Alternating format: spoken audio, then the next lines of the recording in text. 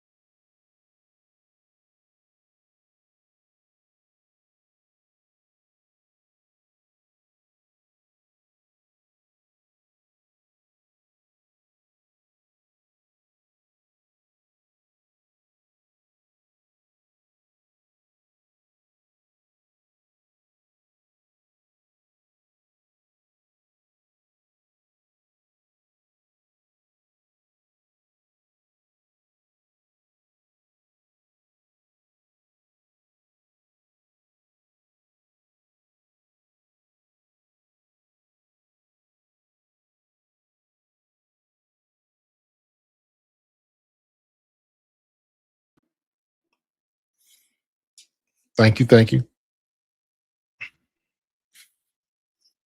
So I don't know, man. This one, damn,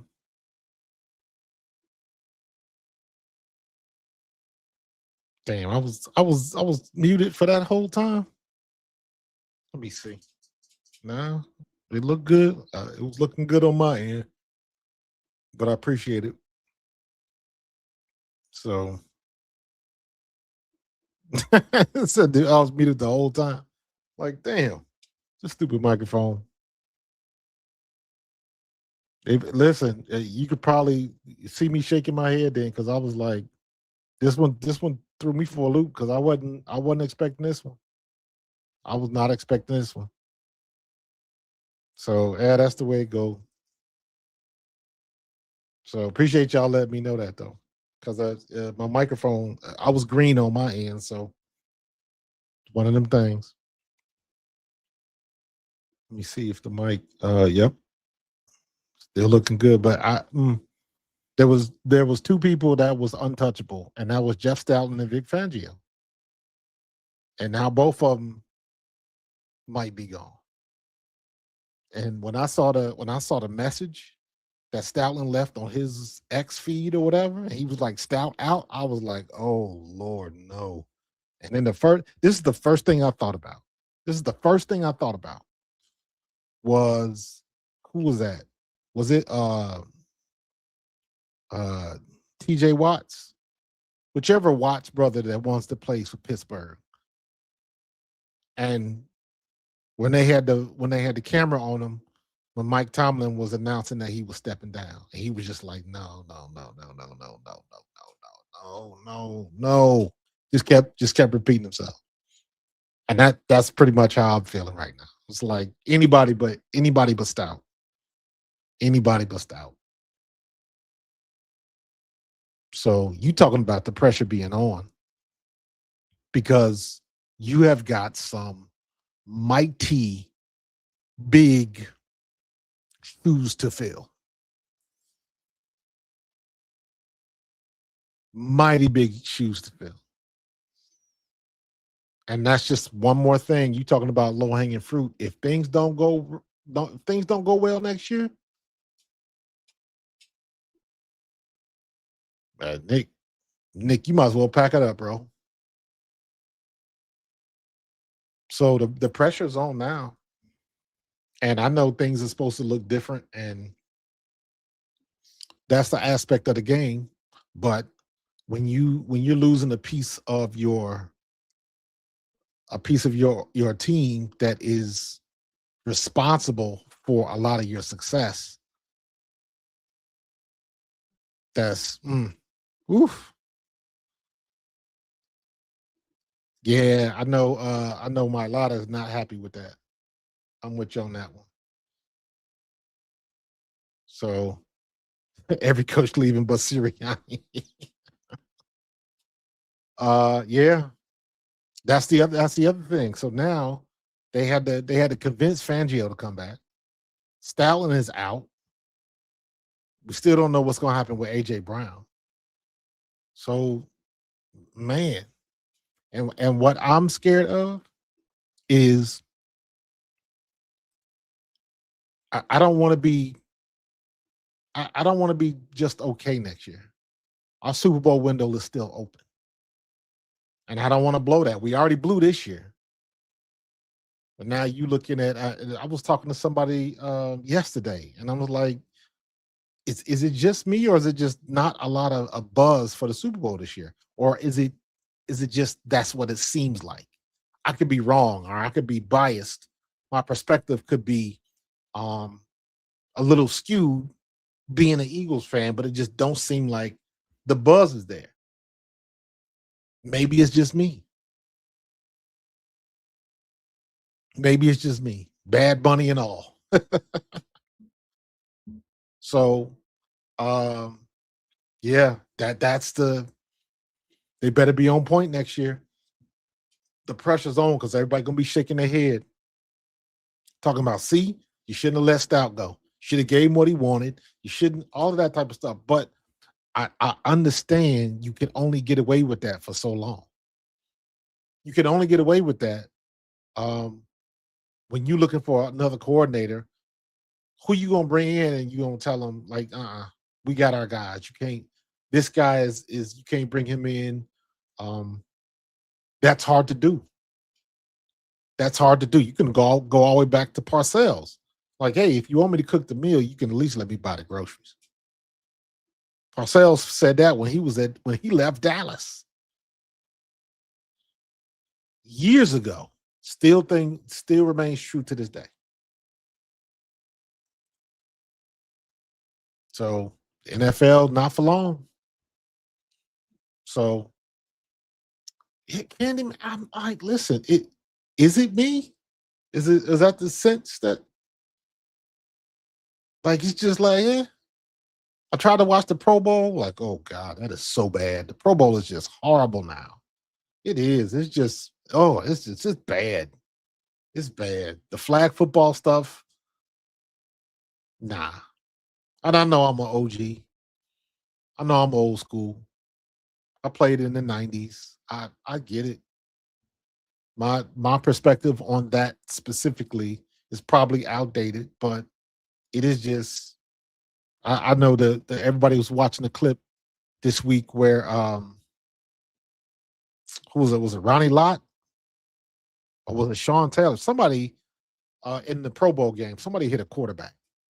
Just like I think maybe it was on the pick or something, and the quarterback was kind of trying to come up and make a tackle, and they laid him out. And I was like, yeah, them days been gone. Them days been out. So first three and out, somebody getting cut. But you know what? Yeah, I understand that sentiment, Chris, but until they get comfortable in this new offense, maybe we need to go to somehow we can get to the zone reads and all that type of stuff. Maybe it's a big if, but mm,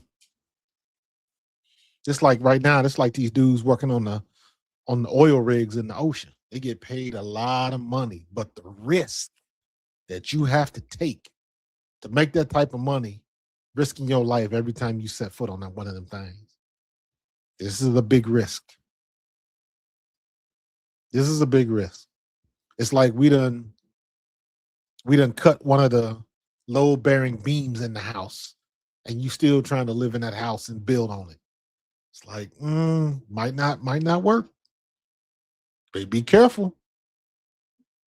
Be careful. But this is what the fans wanted. This is what they hollered. They wanted to change now. This is the change. Yeah, yeah, you're right. You're right. Patulo wasn't working. Um, it does kind of make me think that maybe there was some more issues with the offensive line because we said it before.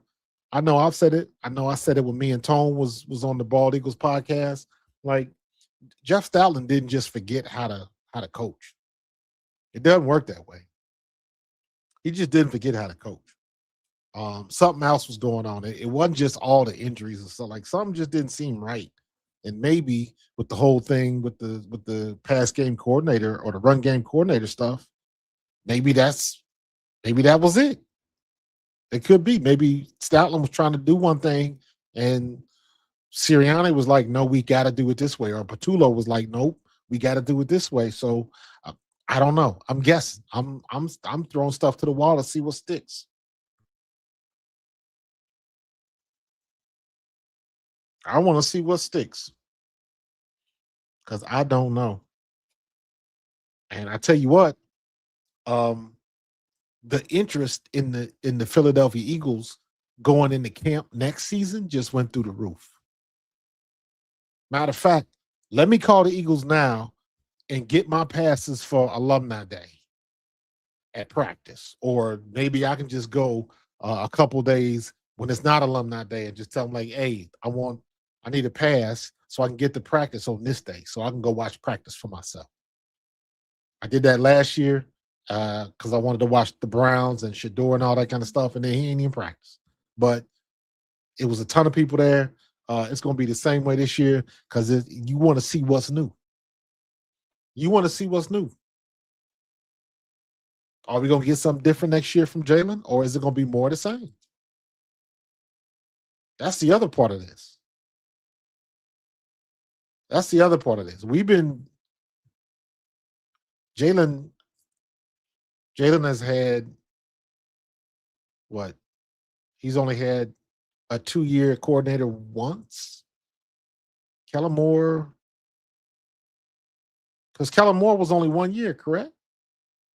Kellen Moore wasn't 2 years. I think he was 1. We all know Steichen. And which one am I missing? Am I missing somebody? I think that's right. But man, one since high school. Yeah. Yeah. It's whew. Yeah. Cue the Sam Cooke song. Change gonna come. Steichen was the only one. Okay. Okay. I thought it was somebody else, but no, Steichen was the only one. Yeah. Since high school, man. Damn. So I don't know. It is off. Yeah. Hey, great point. That's the pressure. If you get rid of Stoutland, if you make all of these changes and we still have the same results, well, I think if all of this, if they make all of these changes and we had the same results, what that means is Sirianni's probably gonna be out of here for sure.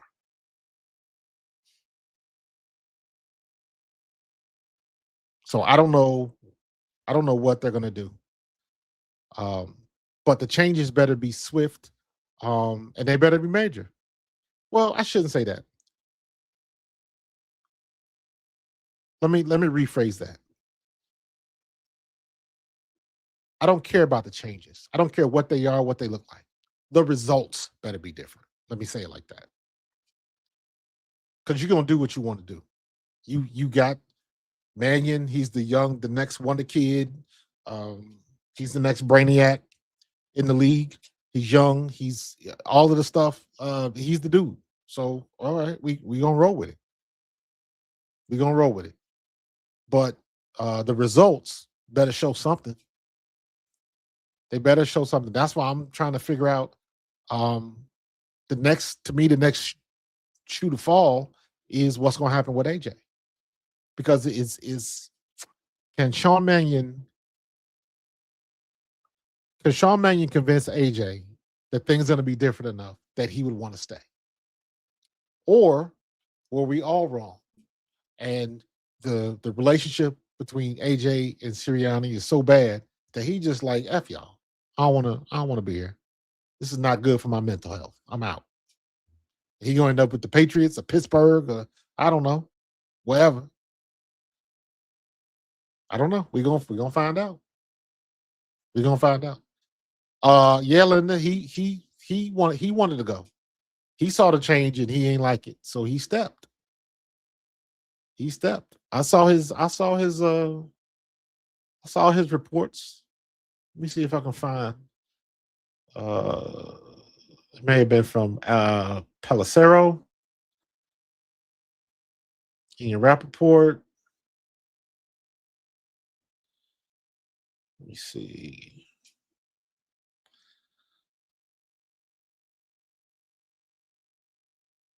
Let me see.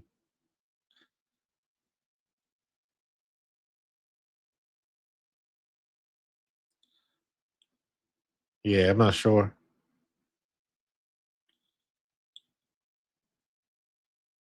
Yeah, we'll find out. We'll find out.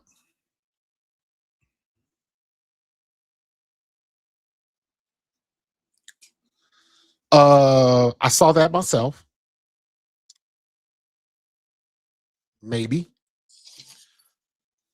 Maybe. Appreciate the super chat. Uh Heartbroken. Yeah.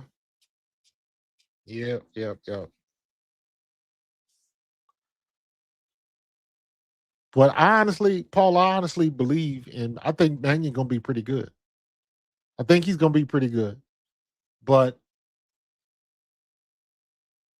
here's the positives I gotta take out of this. Here's the positives I gotta take out of this. And I know that we love Stoutland. Let's put that to the side. Put that to the side. Somebody's still coming into play, and they still got Jalen Hurts under center.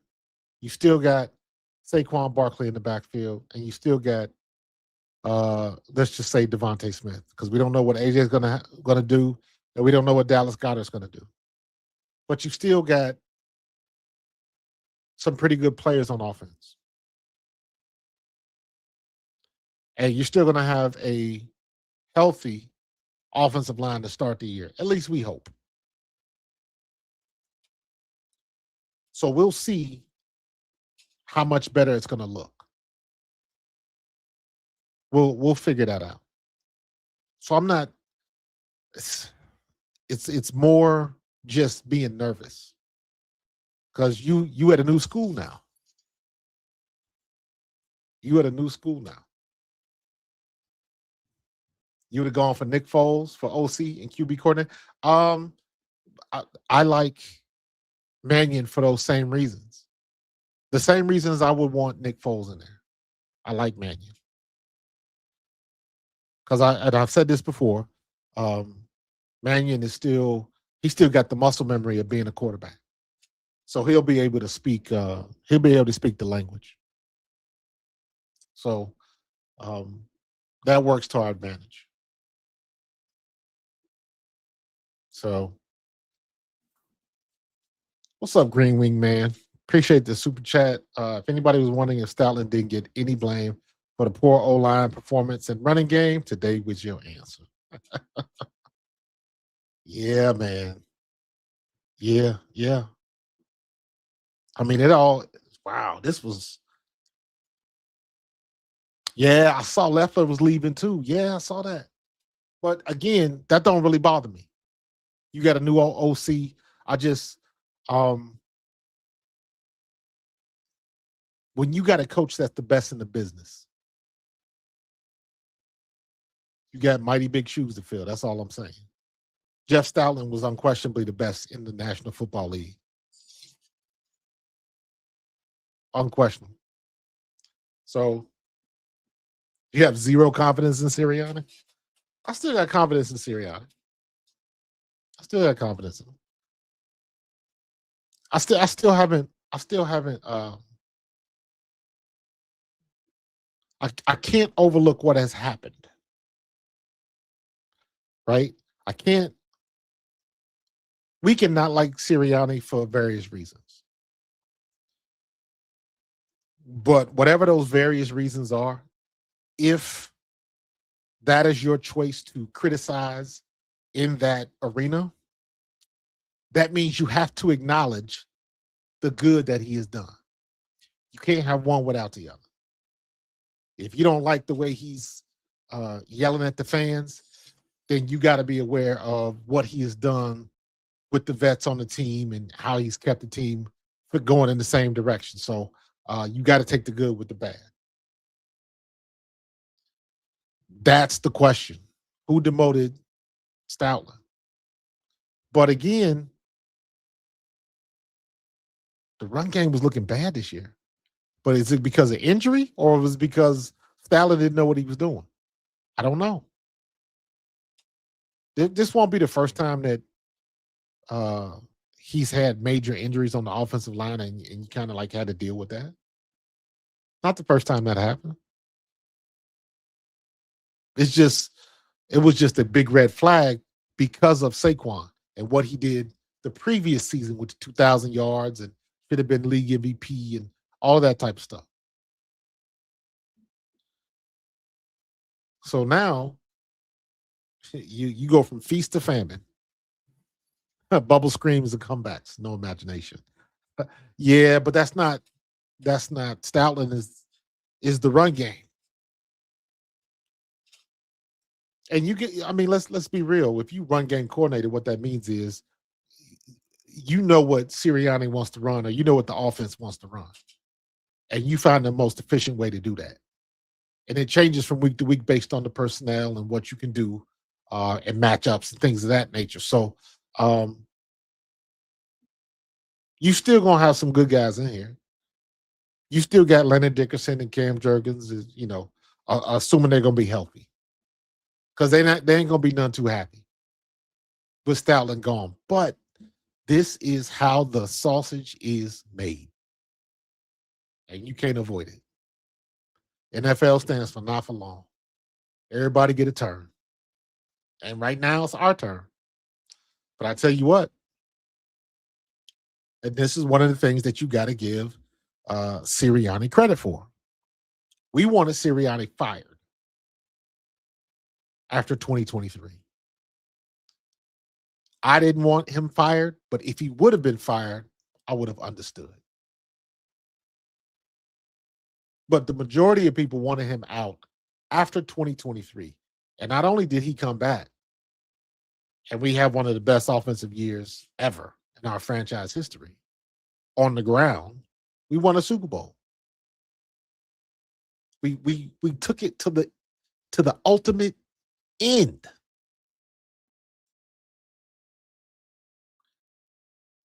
So you got to give Sirianni credit. You have to. It can't just be all bad. And the possibility remains that this is going to be to our benefit. That possibility remains. Right now, we just in our feelings. Let's keep it a buck. We are in our feelings right now because it's Jeff Stoutland. It's the guy that we said we did not. It's the guy that said couldn't go. It's that guy.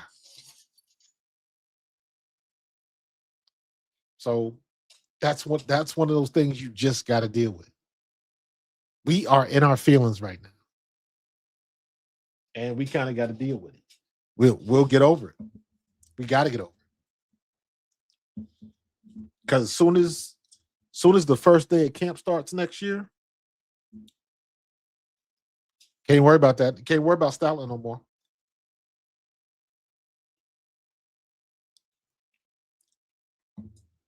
First day of camp next year. That's all she wrote. The time to be sad is over. Now it's like we got to get down to work, and whoever it is taking this place. We looking at that person like, yo, you got some expectations, bro. You got some shoes to fill. Let's get to getting. I don't care who it is.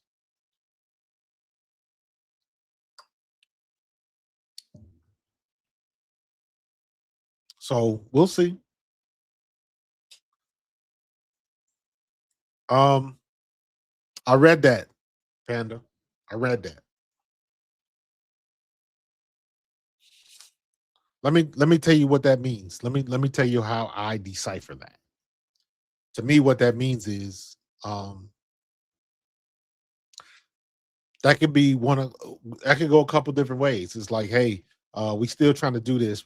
We're trying to run the ball, and common sense would say, yo, we can't run the ball inside.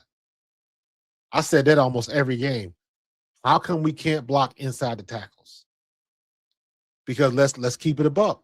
Cam Jurgens, who's responsible for that? Who's responsible for that? Because everybody's looking at Cam Jurgens, and when he got swum and when he got the Olay blocks and all that kind of stuff, everybody had to be turning around looking at Jeff like, yo, what's up with your boy? Even though he went to the Pro Bowl, we knew he shouldn't have been there. Come on now.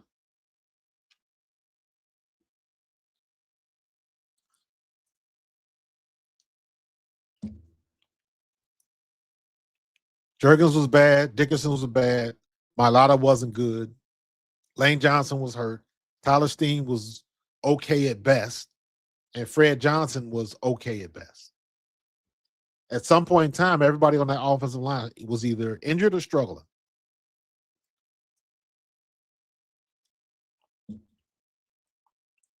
Becton looks like that may have been the biggest mistake that we made on that offensive line. Should have paid him.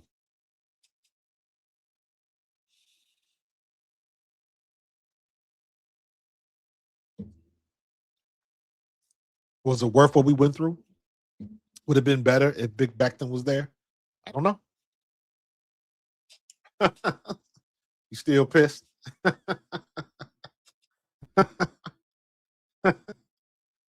uh,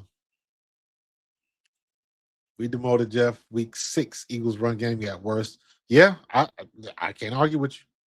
Cannot argue with you.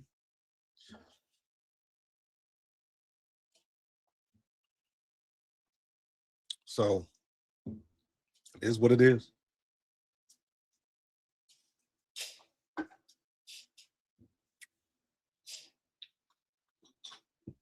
Shout out to the Walmart members mark Gatorade. It's pretty damn good. Yeah, Cam Jurgens was terrible, and he was good and terrible. So whatever bonus he got for making a Pro Bowl, let's just count that as a gift. Nah, Jurgens just got it. He got to get healthy or whatever. So they got to do something with that. I refuse to believe that Cam Jurgens just forgot how to play center. Need them to decide what they're going to do with AJ soon. They got a lot of time for that. Howie is going to take his time with that for sure. Because if he don't go nowhere, or if he gets a deal for him so he can move him, you got to make sure that your I's is dotted and your T's are crossed in this one, specifically on this one. Because we're in the same thing again. Because just like Stoutland, whoever you bringing in, they better be ready to go, and they better figure out a way to get the ear of all of those veteran offensive linemen. It's the same thing with if you are going to ship AJ Brown out of Philadelphia, you damn sure better have somebody who is going to produce, because that is a big void to fill. I don't care if you like them or not.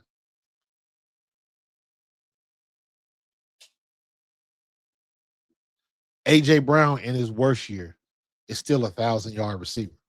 He proved that this year. I do not think we are a better team without AJ Brown, but we probably gonna find out.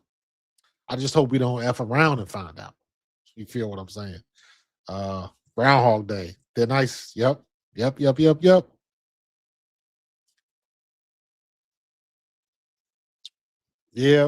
We talked about that. Vic wanting to stay.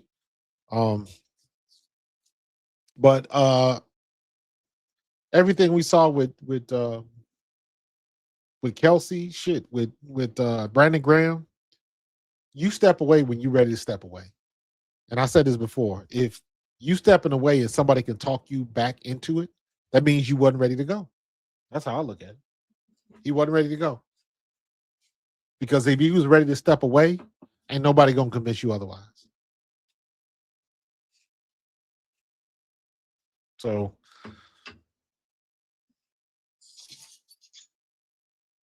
yeah, we'll see. Oh, you got a new subscriber in the building. Appreciate you. Yeah, the ceiling is lower with AJ. Yeah.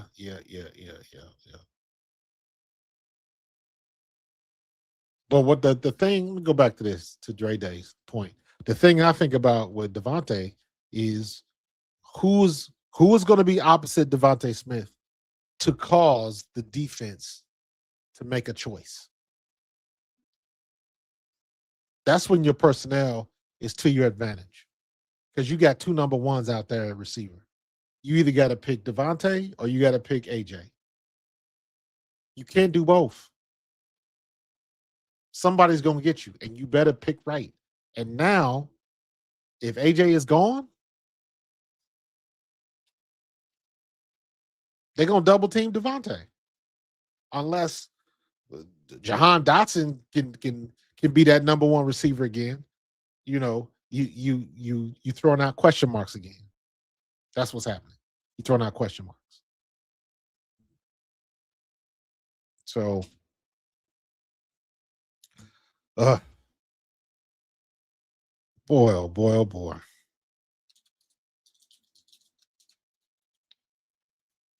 Man, was not expecting this tonight, man. Wow. Wow, you talking about breaking news. Yes, we need a tight end. Absolutely. Absolutely, we need a tight end. We need somebody that can block, damn it. Come on, how we get in that draft? We got to get a tight end that can block. We definitely have to do that.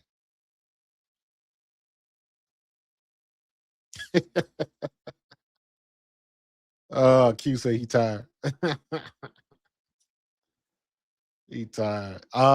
Charlie, I feel the same exact way, bro. The people, the anti AJ camp is large, and I'm like, I don't know what the hell y'all looking at.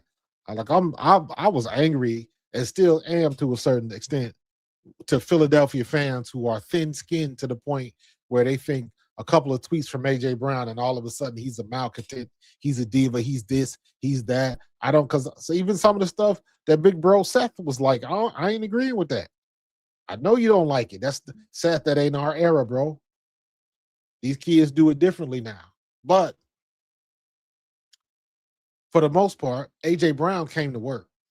And I said this before, you don't get that C on your chest if your team does not care about you. If he was the diva and the malcontent and the schism in the locker room that everybody wanted him to be, he would not have that C on his chest, period. Period. So I agree. Somebody in the chat said that he don't want to go nowhere. I agree. I don't think he wants to leave. But sometimes a changing environment. Sometimes.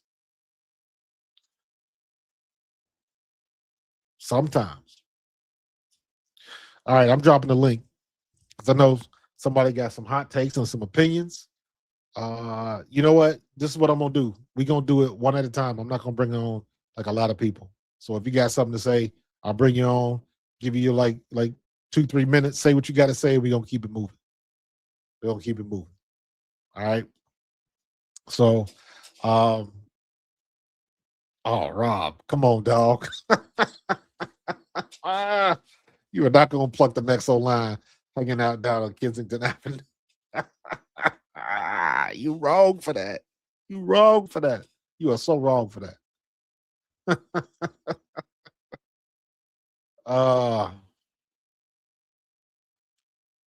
Yeah. I'll tell you what, man. Tell you what.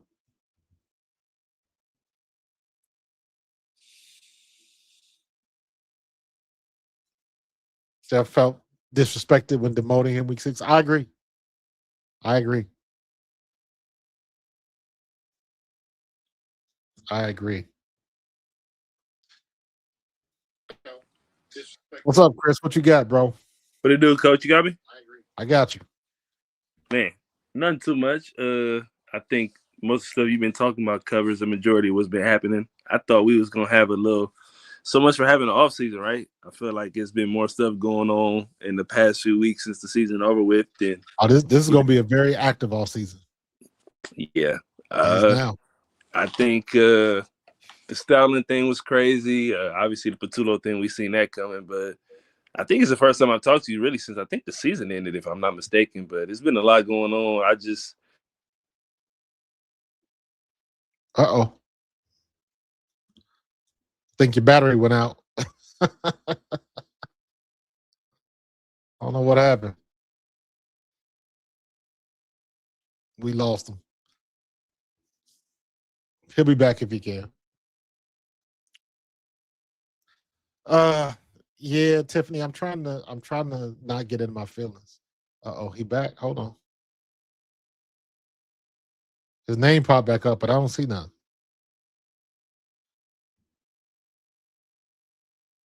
There we go. There we go. You got me?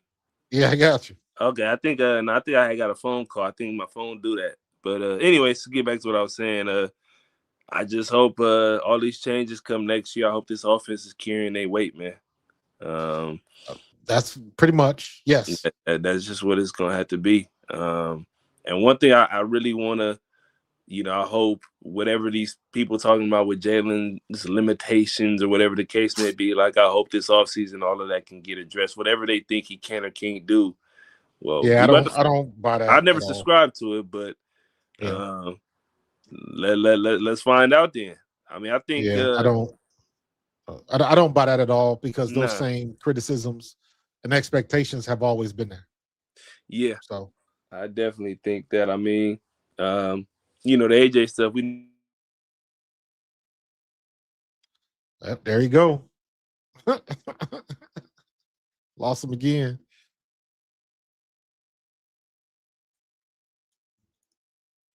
Oh, Linda, you know me. I was watching curling today. I was good. Did y'all see my picture today? I had to laugh at this one. Did y'all see my picture today? Hold on.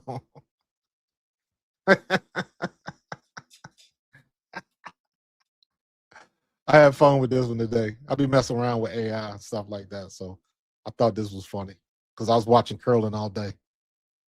So so yeah, I'm excited because I'm gonna be doing a lot of the Winter Olympic stuff. So that should be fun.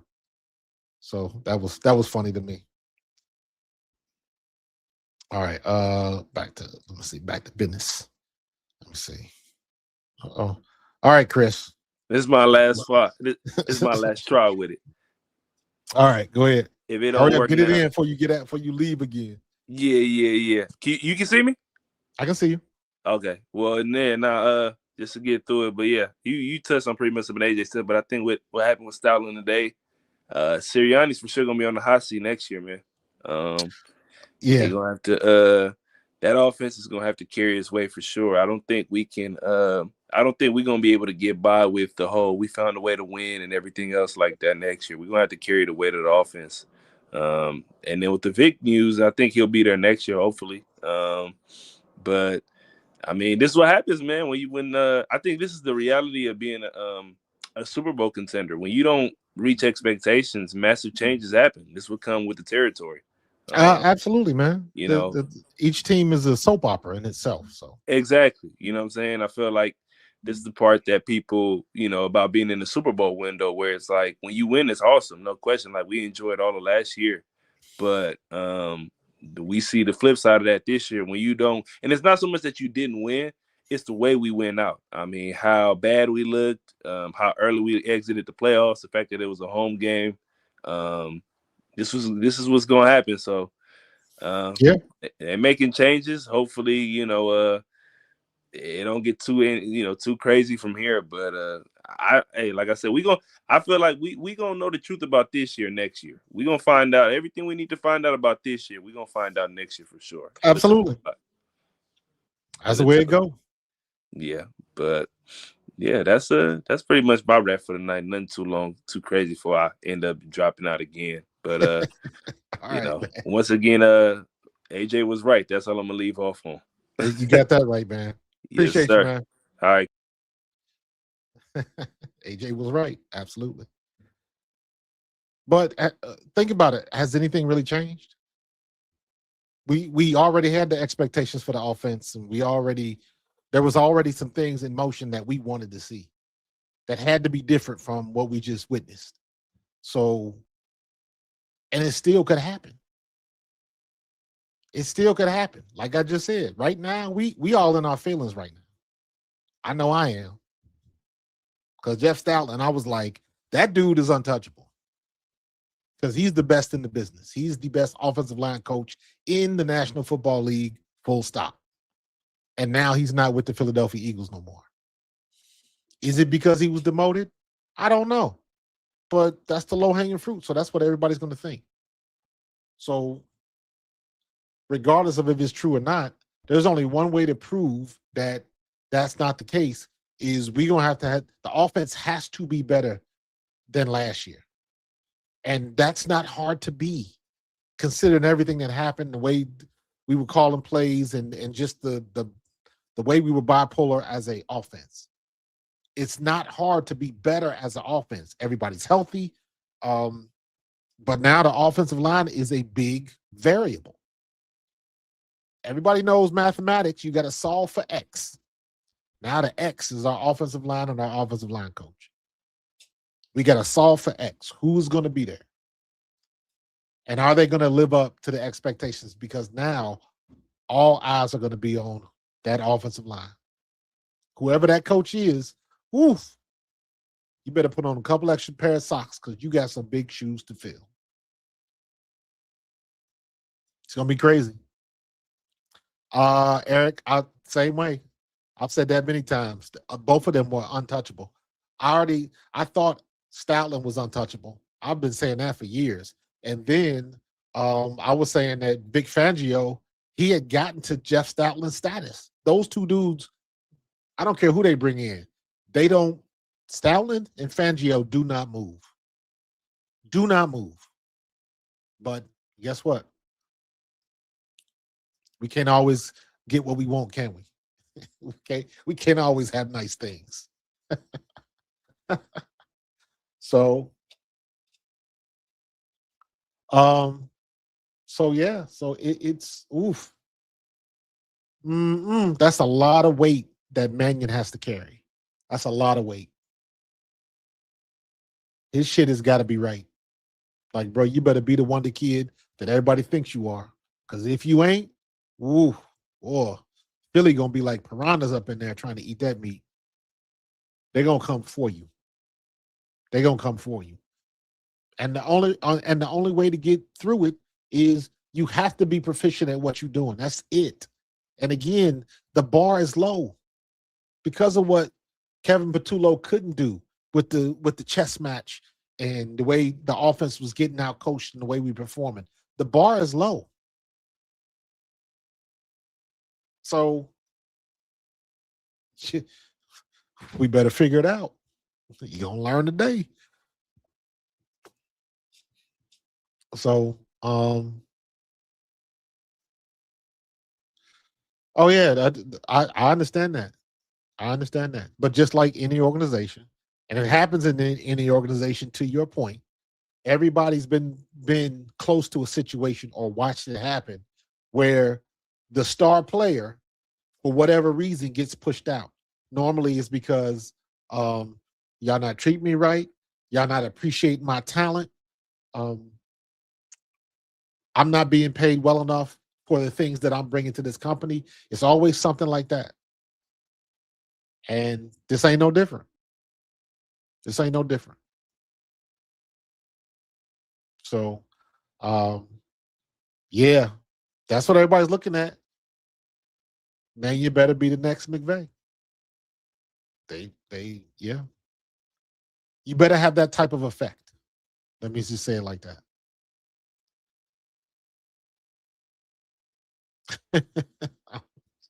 Can't worry about the Cowboys. But we gonna learn today. He better come in like Andy Reid Jr. Mannion is good, man. Mannion is. I ain't gonna lie though. Stoutland concerns me, but I gotta trust the process because this is not. We are not exempt. The Eagles are not exempt from the things that happen in and around the National Football League. When you cycle coaches like this, something's got to give. At some point in time, something's got to give. Because for this, just as like I can say, Nick Sirianni, as bad as you might hate him, he's been in 2 Super Bowls in 4 years. The flip side of that is I can say, he should have had 3 Super Bowls in 4 years if you would have had the right coaching. Like you can flip it either way you want to. Like we never reached our potential, or he got more out of that situation than anybody else could have. You can look at it either way. Are we playing this week if we have a better offensive coordinator, or was it strictly on our offensive line? Is that where the problems remain? I tend to think that because the offensive line blocking was horrible. But then does that go back to the whole situation we talking about with Jeff Stoutland? That's in his wheelhouse. So did they take the power away from him so he couldn't do what he wanted to do? Or like those are the answers we trying to get that we probably not gonna get. Not until like 10 years from now when he writes his book or whatever. Then you might get some light shed on the situation. But for right now, it is what it is. It is what it is. So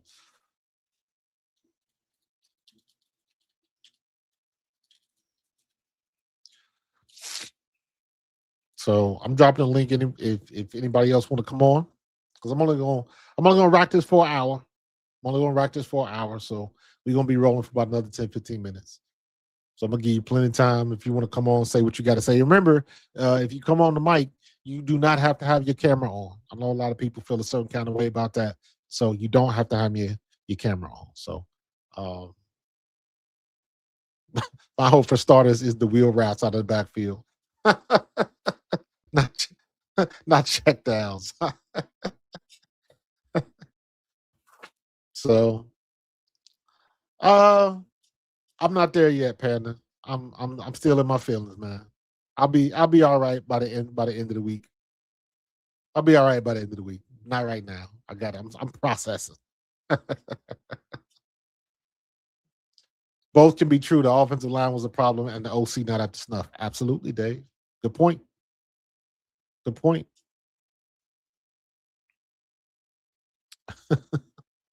Keep nicking the damn broom closet and let the new guys go to work. Listen, let me tell you, as far as Vic Fangio concerned, I truly hope that Fangio comes back for this year, and I hope they get ready to give the job to Clint Hurt. That's what I would like to see happen. I would like them to make that decision now. So, appreciate the super chat, Dagger. I would like to see Clint Hurt, like, make the change now. Like, all right, we all know that this is the farewell tour for Vic Fangio, and then Clint's going to take over. Announce that now. The problem is they took his run game responsibilities taken away, then did the same shit that got his responsibilities taken away. You're right. You're right. Yep. But think about it like this. They fired Kevin Patullo. And then they hired a guy that was 33 with no play calling experience. But then again, Kevin Patullo didn't have play calling experience either. So, and who hired Kevin Patullo? Where did he go? I don't even. Did somebody pick him up? Did he get another job? That's the other thing. If you a solid coach, you ain't gonna last long out there. Somebody will scoop you up. I don't know where Kevin Patullo ended up. Somebody ended up hiring him, didn't he? Let's see. Kevin Patullo. He is with. Nope, he has not been hired. His last credit is offensive coordinator 2025. So Hot Seat Sirianni, that's his new nickname. So Ty Baby, that's not necessarily true. That's not necessarily true. It's funny how these things work out. So he'll pop around somewhere. It'll be a pass game coordinator again, or he might take a demotion at another team and might work his way up again. You never know. There we go. What's up, Green? Hey, thank you for having me, man. For sure, man. What's good? What's good? Talk Good. to me. Well, that's a great way to kick off the night. Who saw this one come in? Not me, that's for sure. No, totally. I think after first of all, I want to say thank you for Jeff Stoutland for the 13 years he's given us, man, and the 3 Super Bowls that he's put us in and got us to, man. So I'll start off kicking off that. With that being said, though, you really have to, this year, in terms of offensive prowess, you have to believe that this is really going to be put on Mannion and Hurts and Nick Sirianni to really get this offense going in terms of scheming, because at least with how this team was kind of built, at least you kind of had some kind of reinsurance that the offensive line would be the more stabilizing. Granted that this year was really, really bad, and we all know about all the difficulties that it had. But now, not having Stoutland, who's really known for development and building the offensive line, you're not going to have that as an advantage anymore, pretty much. You know, the difference between a great offensive line and between a mediocre offensive line is so completely different in the league.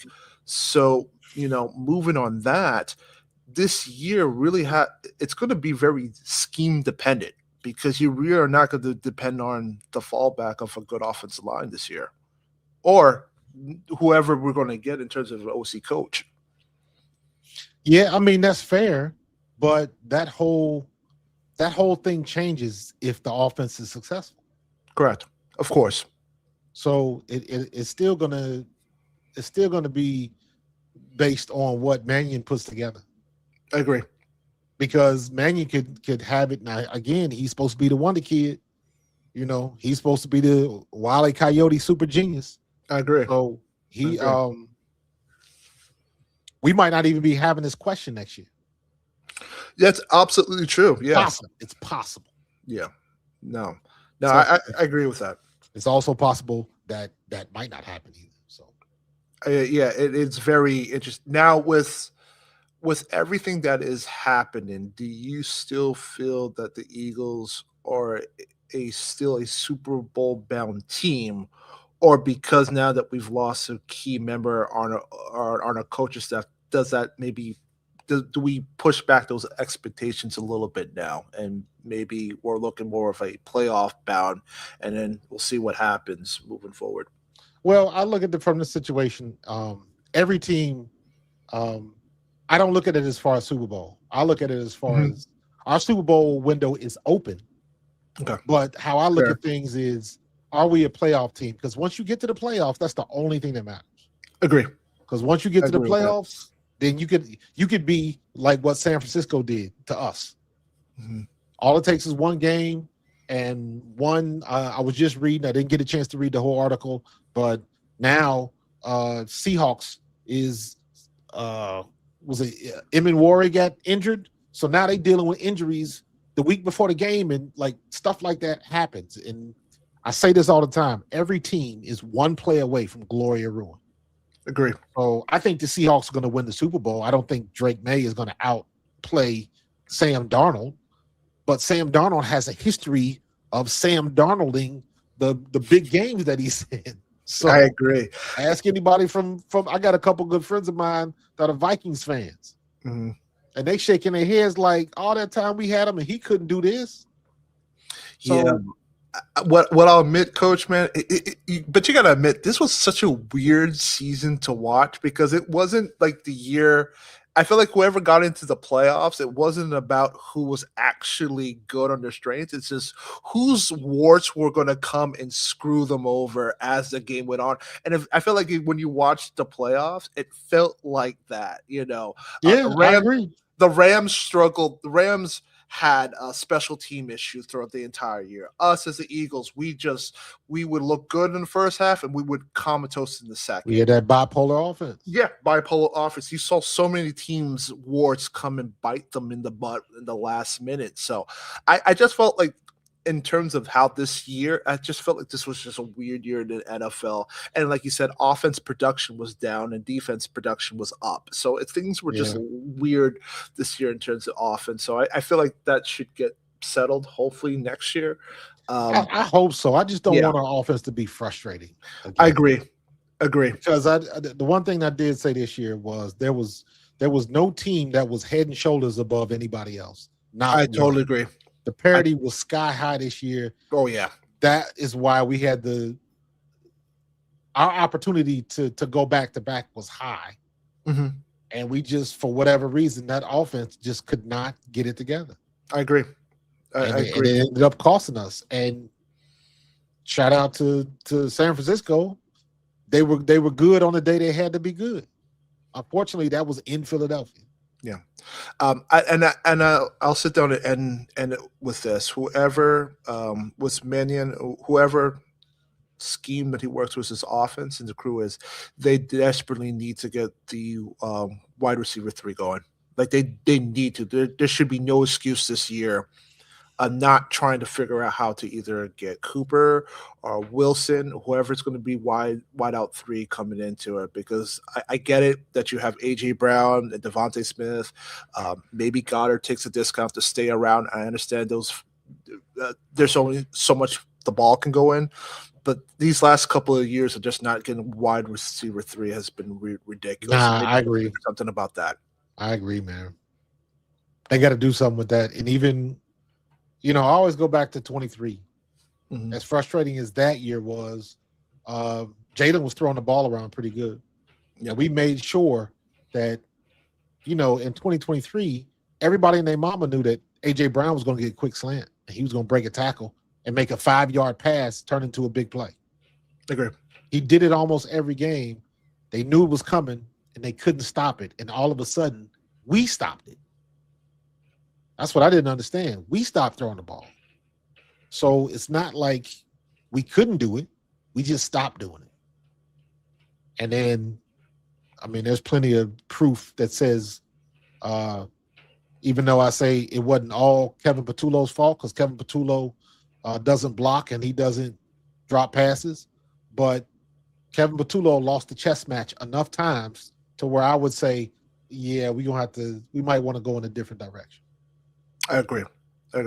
Well, man, thank you, man, for opening up the floodgates for us to talk, man, to let us You got it, out, brother. I man. appreciate you being on the squad, man, sticking with me, man. Yeah, much appreciated, man. Love your content, Coach. Thank you so much. Thank man.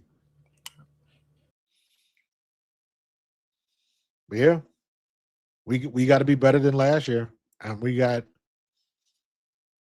everybody gonna be looking with that arched eyebrow this coming season.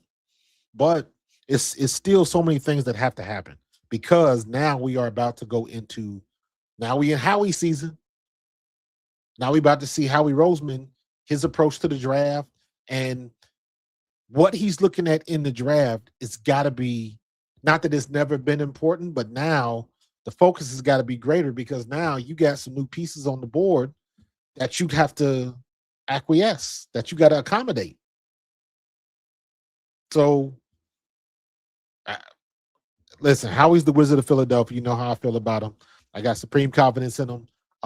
Again, let me just reiterate, I am in my feelings right now about Jeff Stoutland, because I had that much respect for that man, because everything he touched turned to gold. He took a dude that never played football in his life and made him a perennial Pro Bowler.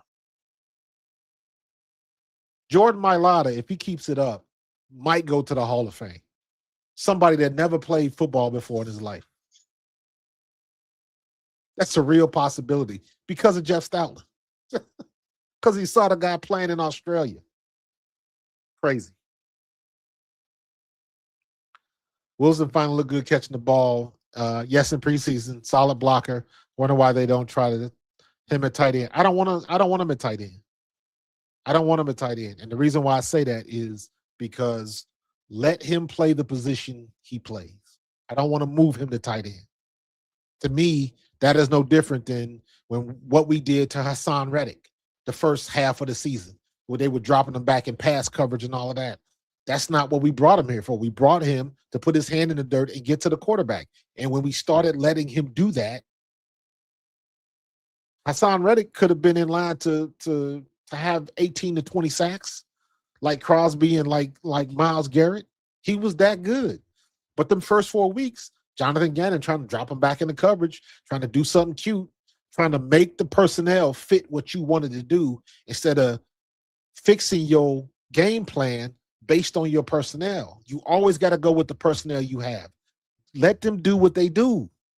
Let your playmakers make plays. Don't put them in a different situation. So I want Johnny Wilson to be where he's best used. And I don't think it's a tight end. I don't want him, in the 3-point stance on the line of scrimmage that's not what got him in the league. That's not what got him in the league. So, and plus, let me see.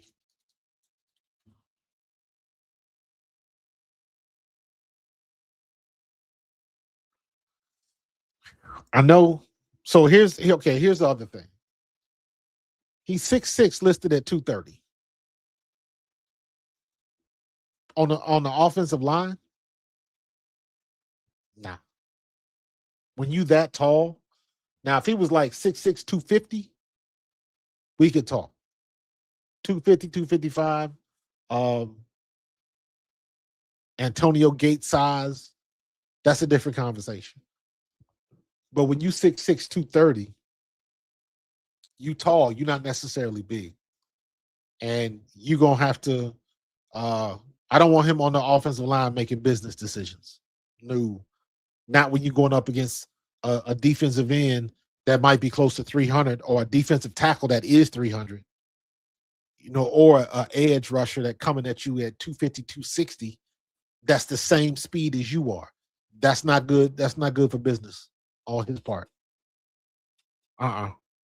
So, so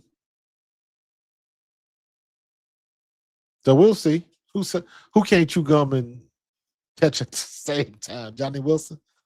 I like Darius Cooper. I would like to see Darius Cooper get a little more run, but again, it all depends on what we gonna do with AJ. I hope we don't get rid of AJ. I really hope we don't. But it looks like we might do that. It looks like it, but that's a lot of money to be coming up off of for Howie. And by the time the season starts, and by the time the 2026 season gets started, before the first game, I think AJ will be 29. And when he hit that magic number of 30, the value goes down. So I don't know, what can you get for him? Are you going to get fair market value for somebody like AJ Brown? I doubt it. But then again, you be talking about Howie Roseman. Strange things happen when Howie wants something to happen. So we'll see what happens. I hope he stays, but we'll find out.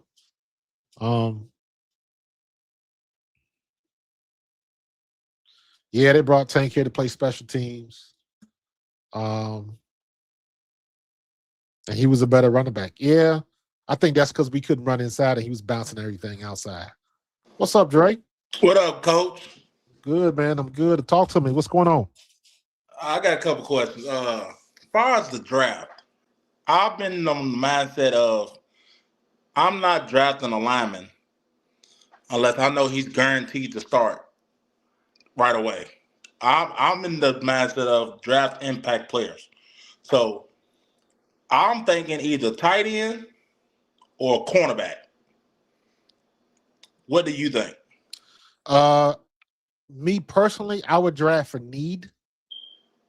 I would draft for need first, and then the next best player. How am I saying this? Draft for need first, then draft the best available. The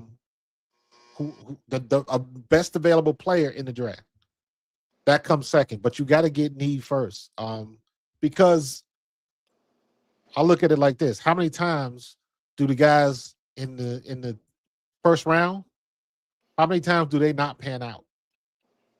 Yeah, more times than not. So the gamble is still there, regardless if he got a first round pick or not. Howie Roseman has been masterful at getting quality picks and productive picks in the third, fourth, and fifth round. Yeah, he's been a genius and stuff like that.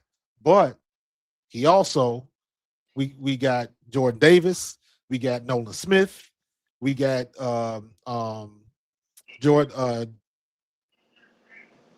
Carter fell to us because of the stuff that he went through. So he's been good at just kind of sitting back and letting people, figuring out what people are going to do or what they're not going to do, and then he'll kind of act. Because I don't know if you've ever seen that that interview with the what's his name? Used to be the GM. He was the GM when I played. What's his name? Daggone it. I'm blanking on his name, but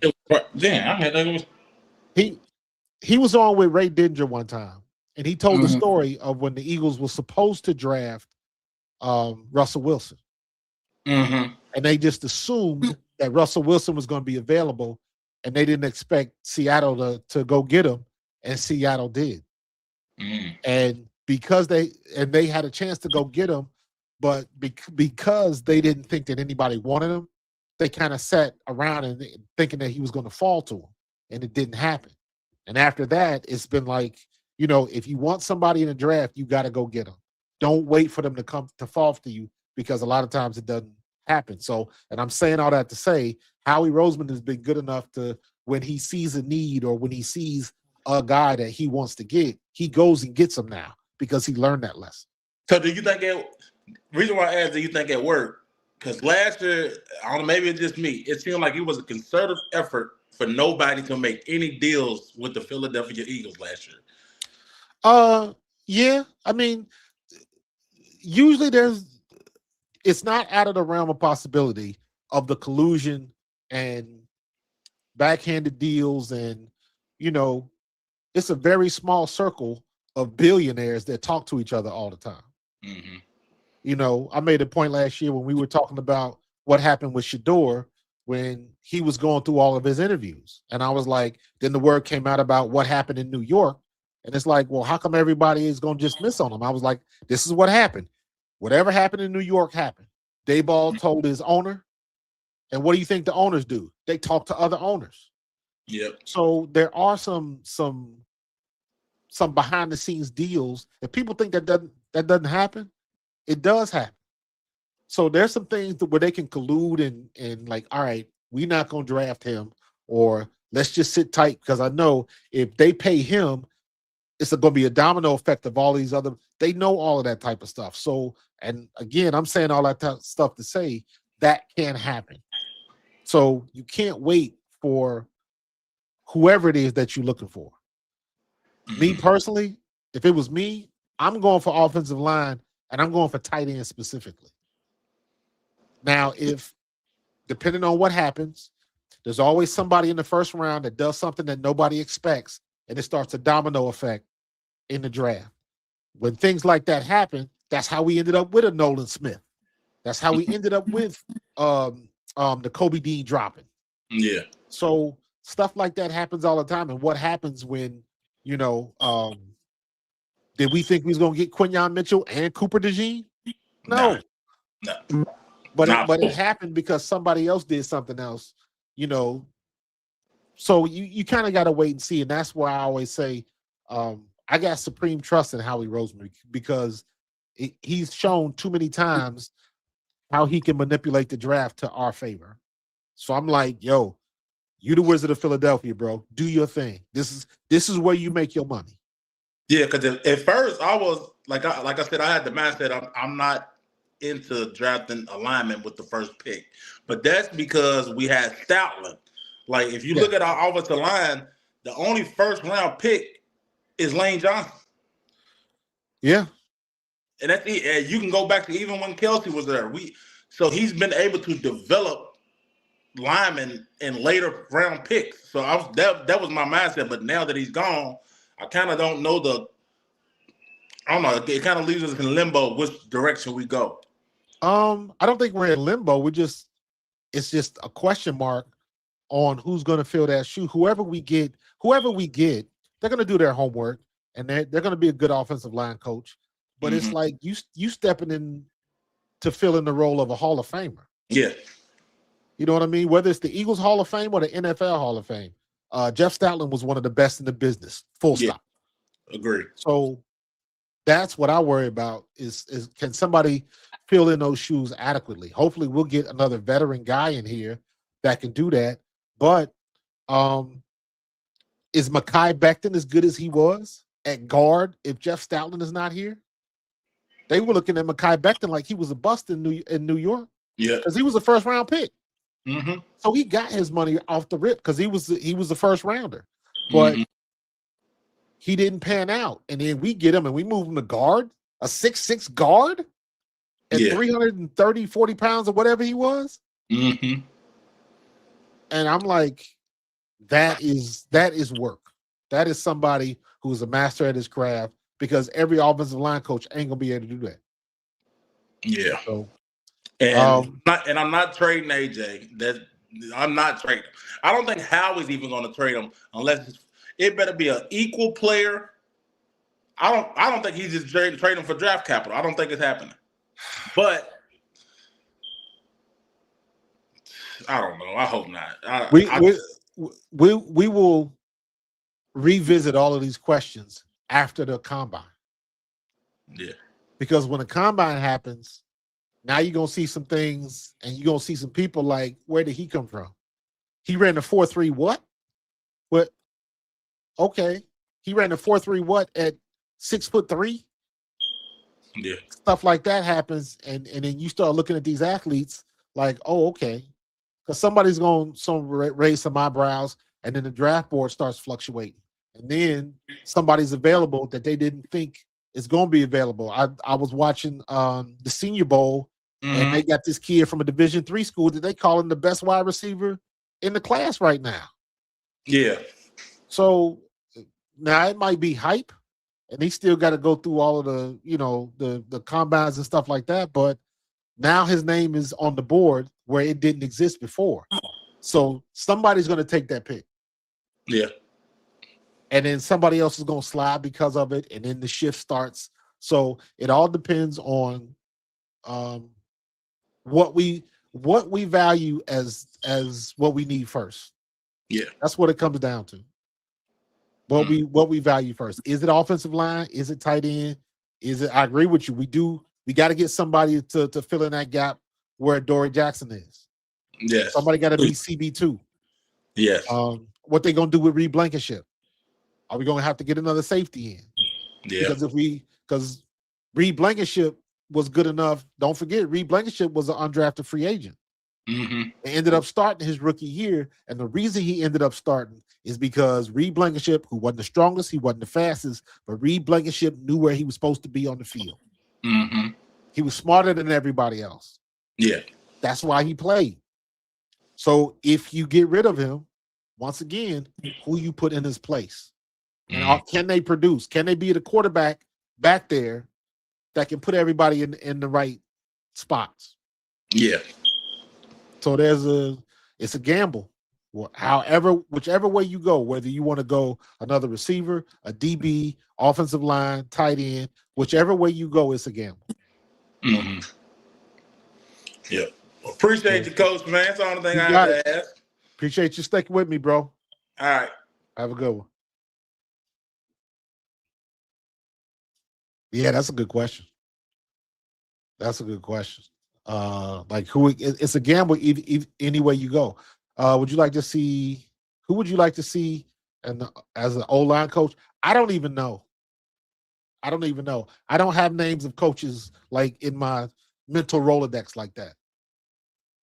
If I hear a name that we looking at, the first thing I do is the same thing everybody else do. I'm gonna jump on the internet, look at what they did when I found out about Mannion.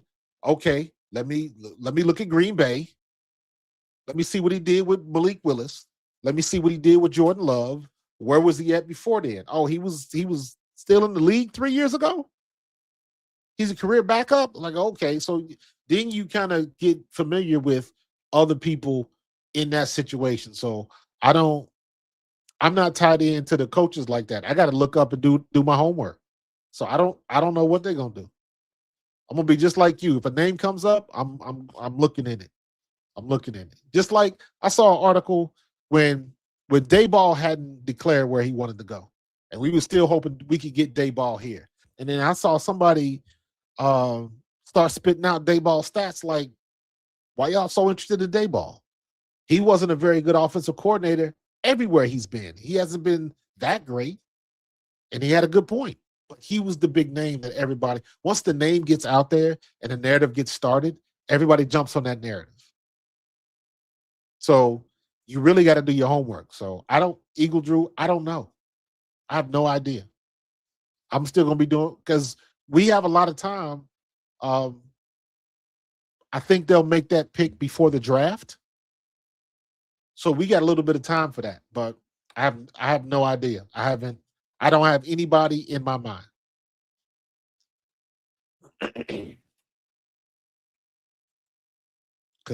Juan Castillo. I got PST from the game. Frank Smith signed with Minnesota. Okay. Yeah, we got a lot of decisions to make. So, yeah, it's a lot of stuff that has to go on, And like I said, right now I'm just in my feelings. Oh, what's up, Art? Art is in the building. What's up, Art? Hey, What's going on, coach. dude? How you doing? I'm good, man. I'm good. What's good with you? Talk to me, man. What's going on? How you feeling? Man, I was feeling good until Stout kind of broke my heart there, but Yeah, I'm in my feelings too, bro. yeah, but I trust in Howie and them guys to get somebody, maybe not to Stoutland's level, but somebody competent enough to get our guys maybe back on track from pretty poor season last year.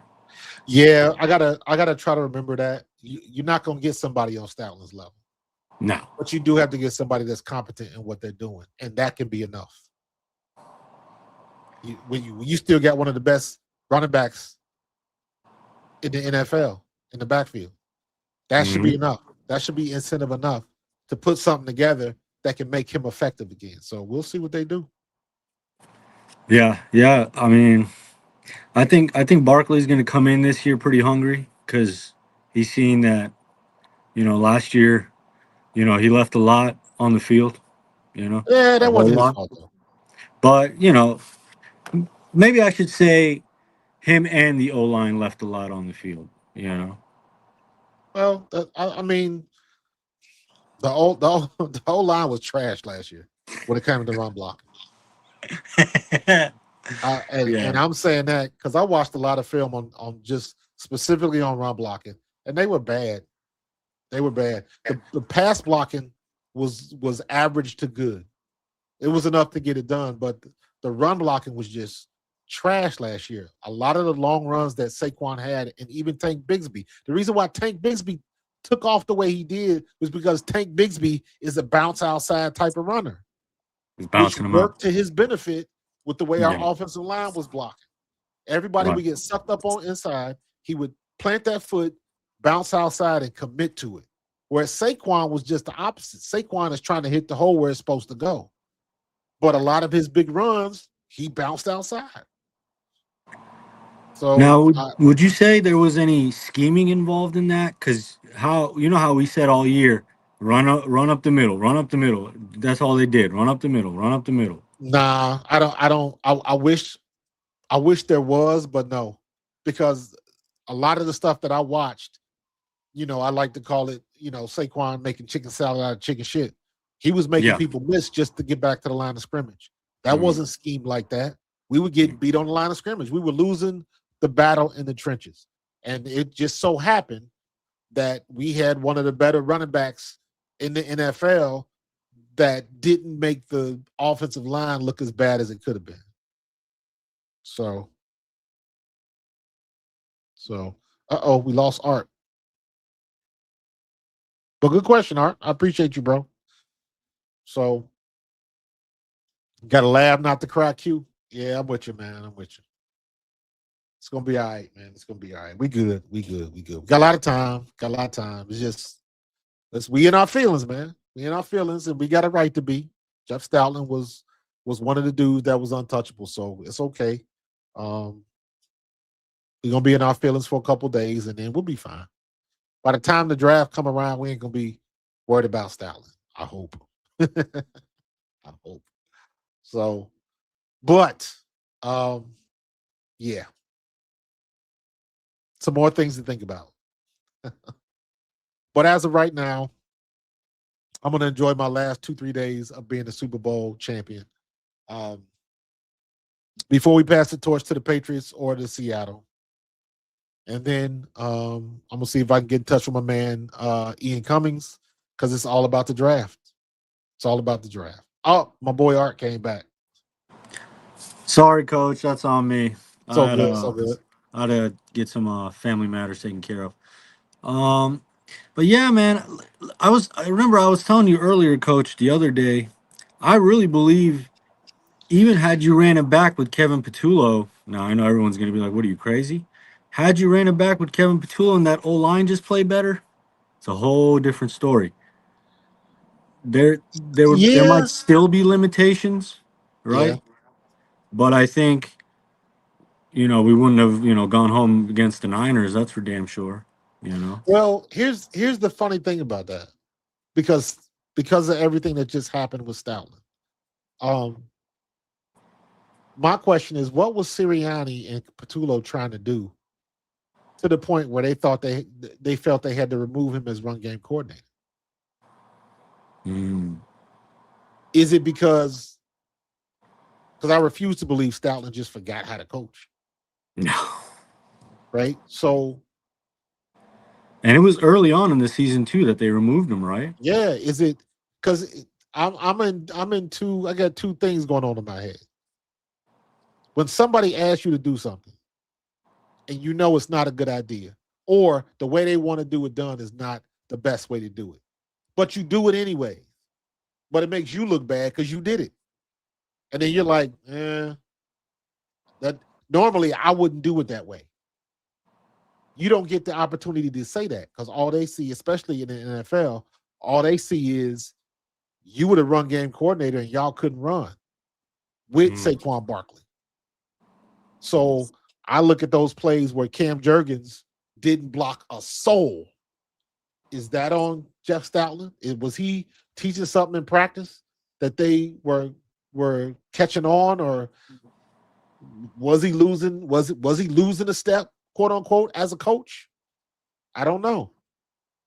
Or was it, hey, Kevin Patullo is trying to make some changes and he wants to do some things different because we got to get the passing game going.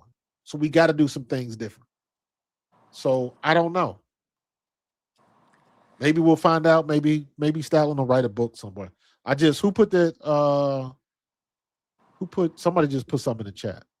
David did.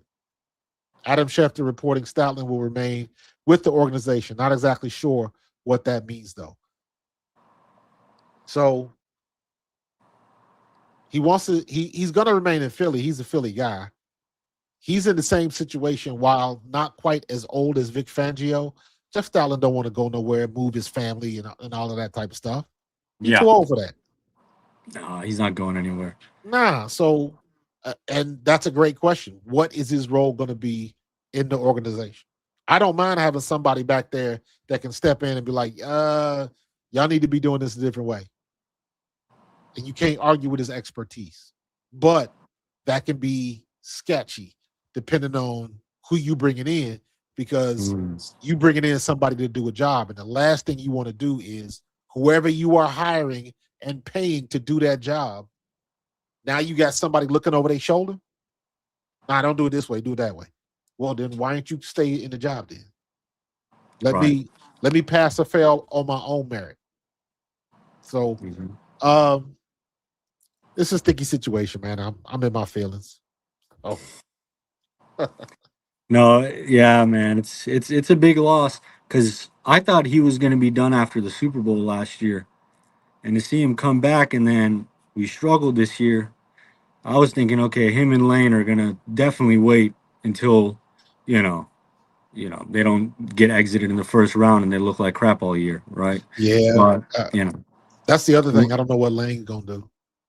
Yeah, this throws a wrench in it. Because Lane, do you want to go out like that? Right. Can you walk away from the game, or does the game spit you out? That's the question I always ask. Yeah. That's what I always ask. Fletcher Cox walked away. Zach Ertz, the game spit him out. So what do you want to do? Right now, Lane Johnson can't stay healthy. You got to know when it's your time to go, or the league's going to tell you when it's your time. You know what I mean? Listen, man, if it was that easy, everybody would do it. That's why you had what's the name? What's our big offensive tackle? He ended up going to Seattle. He kept playing, ended up down in Dallas. What's my man's name? The bodyguard. Adrian? Nah. Are you talking about Adrian Peterson? No. Our offensive tackle. Our big guy from 2017 that had played here for years and then didn't want to retire. And he bounced around forever.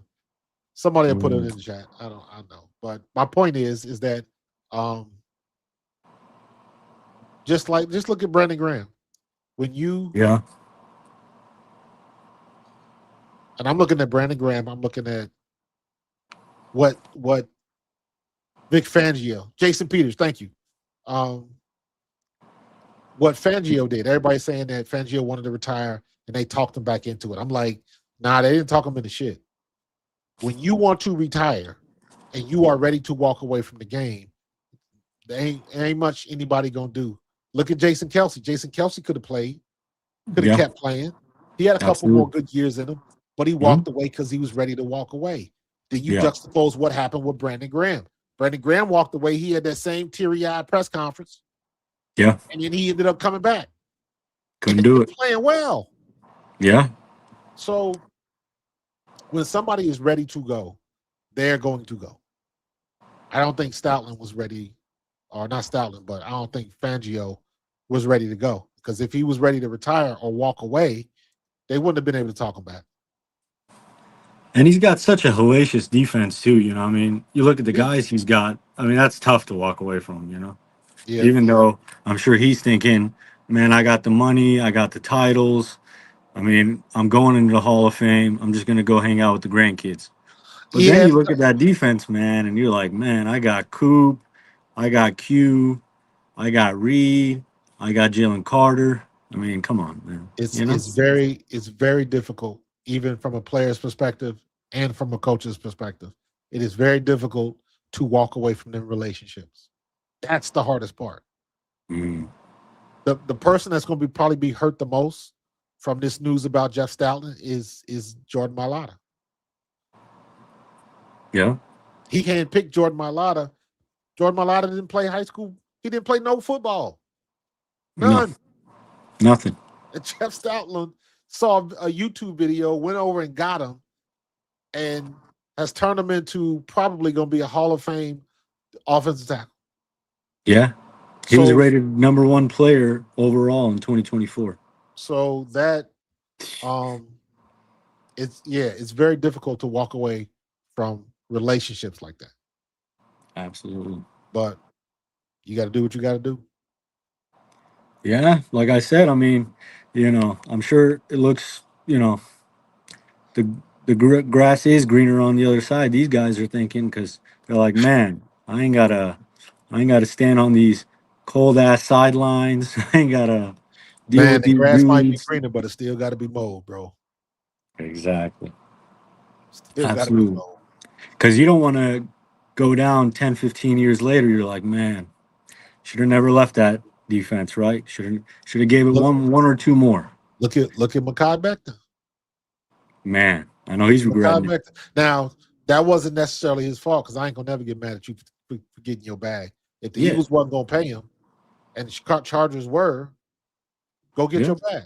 So I'm not mad at him for that. I blame Howie on that one. But Howie was just playing financial football. That's what he does. And if somebody was willing to go over the price that he was willing to pay, so be it. The same thing happened with Slay. Same thing happened with C.J. Gardner-Johnson. Hell, that's how we convinced Slay to come back in the first place. And then you saw what C.J. Gardner-Johnson did. That the first time he left, he overshot the market. He thought he was going to be. Now, remember, when C.J. Gardner-Johnson left that first time, he was tied in the league with interceptions. He had 6 picks that year, I believe. Yeah. He was tops in the league. So he deserved his money. He earned it. The problem was the market didn't support it. So Howie was like, well, ain't nobody else offering you that, so I'm not going to offer it either. And remember, he even admitted it when he came back. He was in his feelings. He got personal when it was a business deal. This ain't no different. This ain't no different. It just didn't work out in his favor. His timing just sucked.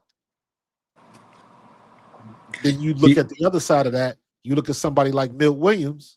Milt Williams got to be on cloud 9 right now. Man. He got all the money in the world. He balled out for the Patriots, and he in the Super Bowl for the second year in a row. Yeah. Yeah, I'm so happy for him, man. That's incredible. Talk about I mean, yeah, that's, you know, the back-to-back, you know, he has a chance to win back-to-back Super Bowls. And it's not like, you know, a backup player win a Super Wow, Bowl. This is a guy that's a serious contributor. he doing work. Um, absolutely, He's absolutely. doing work, bro. He's fantastic. I was devastated when we lost him, but I understood that price tag was a little bit too Yeah, rich for us at the time. You know what I yeah. mean? We had to make Especially a when you decision. can consider Carter, Davis, Yep. Nolan, And it's gonna Phillips. happen again. We gonna happen again because You know, are we gonna keep Quinyon and Cooper? right? Is that possible? Quinyon I guess- Cooper, Jordan Davis, Jalen Carter, Nolan Smith. Something got to give. I'm still hoping they can find a way to keep N'Kobe Dean. Yeah, I want Phillips too. So it's But tough, not to right? mention, we got Jahad Campbell, a first round pick. Yeah, So he's ready to play you can't too. pay everybody. Can't pay everybody, bro. That's what usually ends up happening. Yeah. You know what I mean? That's why So Howie is so good in the third, fourth, and fifth rounds. Those are the guys that you can pay for a little bit longer because that initial contract is not big. Zach Bond is another one. Thank you, 24. Yeah, is we Bond did up our too? homework. Oh crap! We did our homework. So, but when guys ball out like that, you got to pay them. Absolutely. Then Can't pay you know what I everybody. mean? But the salary cap goes up again, so Yeah. it's a little bit more relief. But as soon as it goes up, everybody gonna want more money. So They just want more. Exactly. yeah, dog. They all want So, more. but all right, man, I'm gonna get up out of here. I appreciate it, Coach. You got it, man. I appreciate your art. All right, man. Go Birds. I'll see you later. Go Birds. Take care. So yeah, decisions, Tiff. You right. You're right. Yeah, Jalen Phillips. That's another one. And now everybody talking about Max Crosby. I'm like, Jalen Phillips came in here and made an immediate impact. We got to keep him. Well, if you keep him, that means somebody else can't stay. So that's the jungle, man. That's how we get paid the big bucks. That's how we get paid the big bucks. Milton knew what his market value was. I ain't mad at Milton. He balled out and got his bag. He earned it. He earned it. So we'll see. But I'm about to get out of here, man. It's late. It's almost 12 o'clock. So, all right, y'all have a good one. I'm gonna stay in my feelings for about another day or so, and then I'll be out of it by Friday. Oh, so yeah, I should be having some more Olympic stuff coming on. I'll be joking because with the curling stuff, but I watch curling all day, so I'm gonna be doing a lot of Olympics content, watching the Super Bowl. I'm still trying to decide if I want to stream the Super Bowl. I don't know if I want to do that. So, but we'll figure it out. But I'm gonna get up out of here, man. Appreciate everybody in the chat. Thank you for coming on camera and having something to say, man. I appreciate these conversations are always fire, and I appreciate it, man. Appreciate you, David. Appreciate you, Tiff, Art, Chris 3K, everybody that came on. Yeah, appreciate you bringing your opinions and your fire, man, and getting it done. So, but I'm gonna get up out of here. We are going to talk again tomorrow, and maybe we'll have more news. We shall see. Y'all have a good night. Y'all be safe. Hopefully, we don't get no more snow, but we'll see how that works out. All right, y'all be good, and as usual, go Birds.